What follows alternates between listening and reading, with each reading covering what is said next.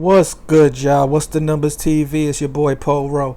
Make sure you subscribe to the channel if you're not subscribed already, and like a video if you appreciate the content that Paul Rowe and What's the Numbers I provided. Today we back with another profile piece. This one is on Fat Tone, real name Anthony Watkins. In this video we're going to take a look at his early life growing up in Kansas City, Missouri, and his love for music from a young age. Next we will look at his local music career and multiple rap albums he dropped throughout the years. And lastly, we will look at the situation surrounding Fat Tone's death and how his and Bay Area rapper Mac Dre murders are related. Anthony Fat Tone Watkins is from Kansas City, Missouri, and started rapping in grade school. He loved to rap and never really went out to play. He would just sit home and write raps all day.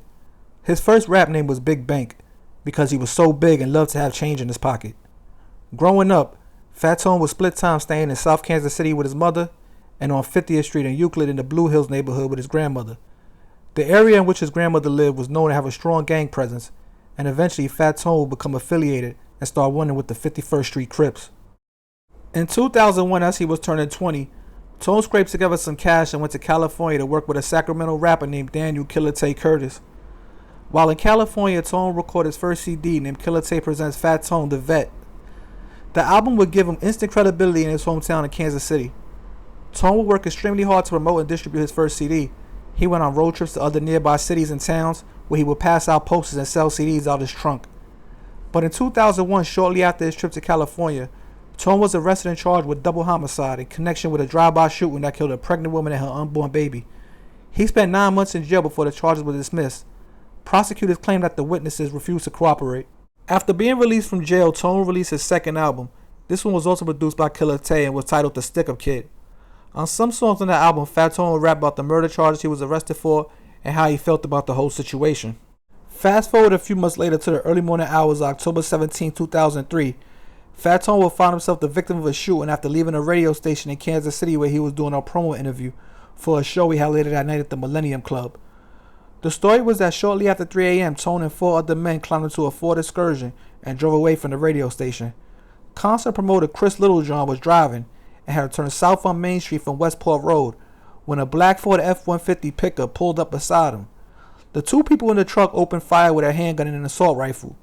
Littlejohn said he gunned the engine and raced down the street, bullets and glass flying everywhere. He stopped a block or two down as the black pickup truck sped away with its headlights off.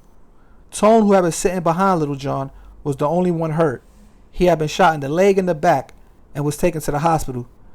Kansas City police were never able to find out who was responsible for the shooting. The attempt on his life would change Fat Tone a bit. He became more leery of his surroundings and made sure he remained on point to watch the people around him at any given time. But musically, Tone wouldn't miss a beat. His next album, titled I'ma Getcha, included a photo of him in his hospital bed flipping the bird on the cover. He traveled more often with that album, hitting up cities like Dallas, New York, and Las Vegas to promote his music in hopes of signing a major record label deal in the future. In October of 2004, like many times before, rappers from the Bay Area, California would be in Kansas City to perform at a show. Mac Dre, whose music was starting to be recognized nationally as a subgenre of rap called hyphy, or the hyphy movement, was very popular in Kansas City and was looked at as the leader of the movement.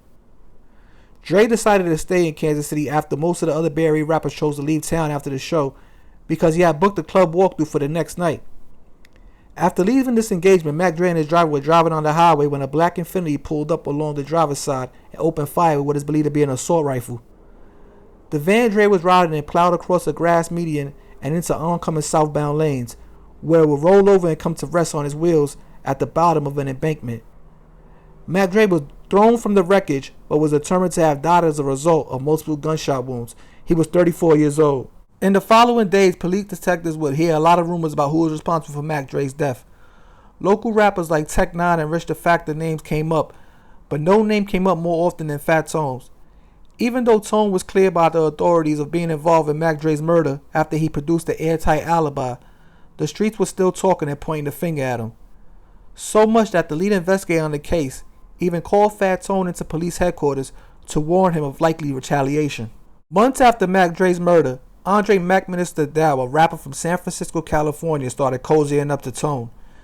They met in March of 2005 while Tone was visiting Las Vegas. Mac Minister seemed to have good connections in the music business and convinced Tone that he could get his music heard by bigger artists like 50 Cent and Snoop Dogg. The two of them would travel to New York together where Tone would meet rappers like T.I., Little Scrappy, and Young Buck during his trip. Next for Tone will be a trip to Las Vegas in May of 2005. This time Mac Minister promised to introduce him to Snoop Dogg at an upcoming show he was promoting for him at the MGM Grand. Eager to take his career to the next level, Tone would head to Vegas. Allegedly while out there, Tone became irritated with Minister after repeated requests for cash and jewelry. He felt they were squeezing him. After the show, Fat Tone and a friend of his named Jermaine Cowboy Atkins are on MGM Grand Hotel video cameras leaving the hotel with Mac Minister. 80 minutes later, they were killed, shot multiple times by an AK-47 and left in an undeveloped cul-de-sac. Cowboy was found in the street and Tone in a 1992 Toyota Tercel. Tone was just 24 and Cowboy just 22 at the time.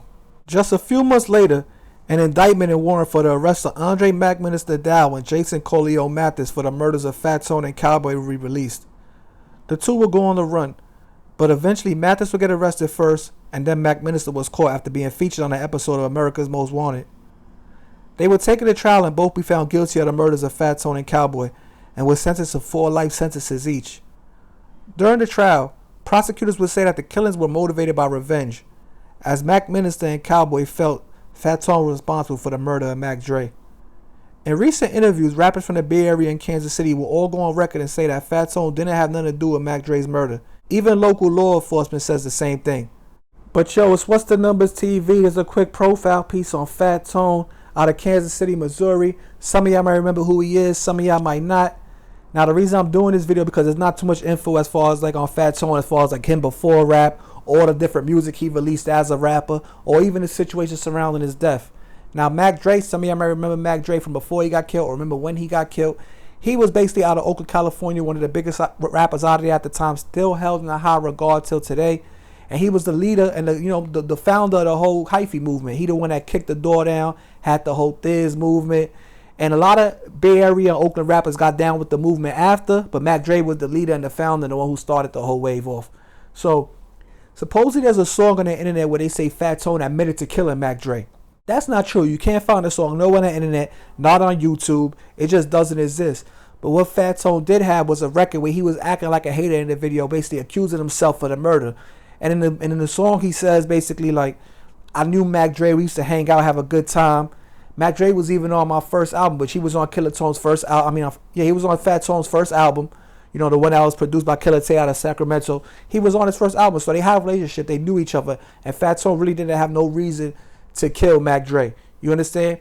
But supposedly the streets felt differently because he was killed behind Mac Dre's murder. Mac Minister and his accomplice are convicted of killing Fat Tone and Cowboy behind Mac Dre. You know, understand what I'm saying? So maybe it was just the streets was still pointing the finger at Fat Tone, or maybe it was just like blood for blood, like they wanted a rapper because they lost a rapper. You know, maybe it was just a tit for tat thing, and it didn't really matter if Fat Tone had something to do with it or not. He was just a rapper from Kansas City that they chose that had to die because Mac Dre got killed out there.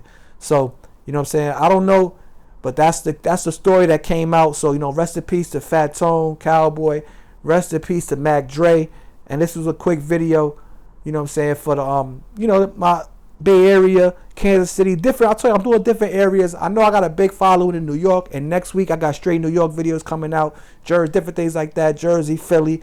But you know, I like doing stories from all over, you know what I'm saying? I just don't want to be categorized in New York, even though I do see from the numbers and everything that New York is my biggest following. But I got followers in California, I got viewers in, you know, Pennsylvania, Texas, Florida. So this is why I try to touch on a lot of different areas. But y'all, I don't want to ramble to y'all. I'm just giving y'all some info behind the scenes. Now, this is What's the Numbers TV. It's your boy Pole Row. Make sure you subscribe to the channel. Go check out the Instagram. The email is in the description. And holla at your boy, man, if you got some business you want to talk about. Oh, one last thing before I go. I knew I was forgetting about something. What I'm going to do moving forward, I got this new series I'm coming out with. You know how I talk about a lot of people who maybe passed away or they might be in jail. I'm touching on people that's doing it right now. You understand what I'm saying? That's living it. That's living the life.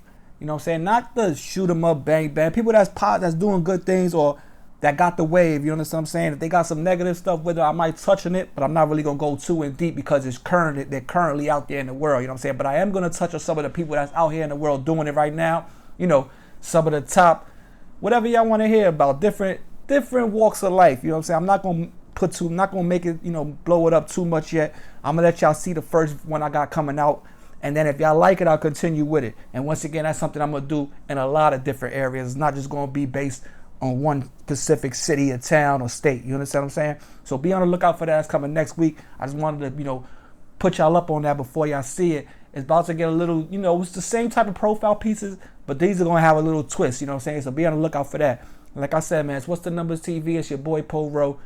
Subscribe to the channel, follow the Instagram, hit me on the email, and I'll be back before you know it, man. We out of here. Peace.